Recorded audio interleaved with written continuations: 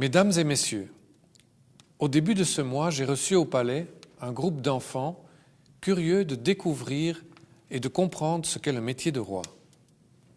En parlant de la préparation de mon discours de Noël, l'un d'eux a évoqué la chance que nous avons de vivre dans un pays aussi beau que la Belgique.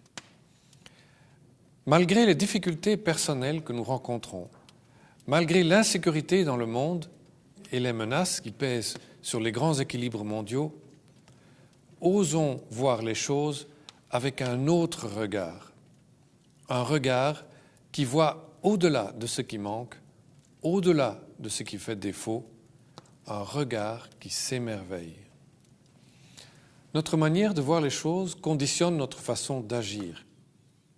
Si l'on s'émerveille devant la nature, on agira envers elle avec plus de respect. Cela vaut d'autant plus pour ceux qui nous entourent. Au-delà de nos faiblesses et de nos manques, il y a en chacun de nous une riche beauté intérieure qui mérite d'être cultivée.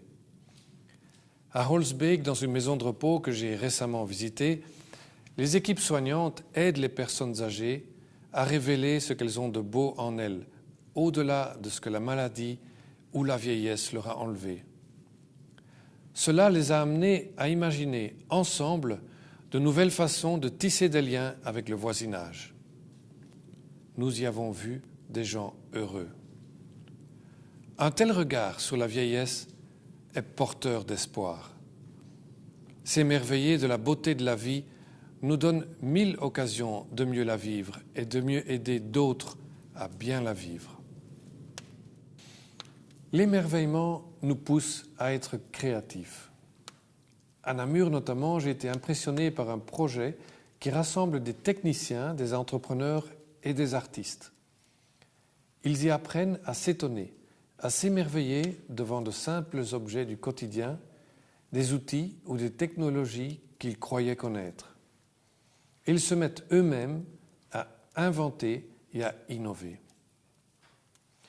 C'est aussi comme cela que nous devons appréhender les grands défis de notre temps, comme celui de l'avenir même de notre planète. Nous les relèverons grâce à notre créativité. Finalement, émerveillons-nous de ce que nous avons construit ensemble, notre bien commun, fruit d'une longue histoire de liens tissés dans la solidarité et les compromis. Nous pouvons y puiser la force pour ne pas céder au cynisme et à l'indifférence stérile. L'avenir de notre démocratie dépend en premier lieu du regard que nous posons sur elle. Il commence par les liens que nous tissons entre nous. Je pense ici à ce beau projet à Saint-Gilles, porté par des jeunes qui se veut être une fabrique de liens. On en ressort enrichi.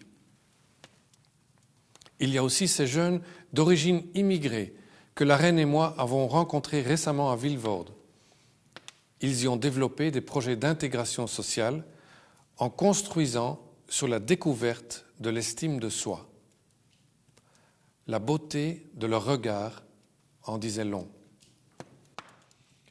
Mesdames et messieurs, notre monde est agité.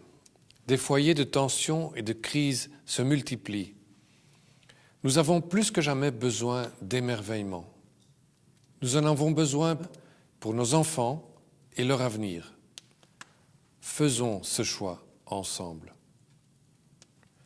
La reine et moi vous souhaitons avec toute notre famille une joyeuse fête de Noël et une belle nouvelle année.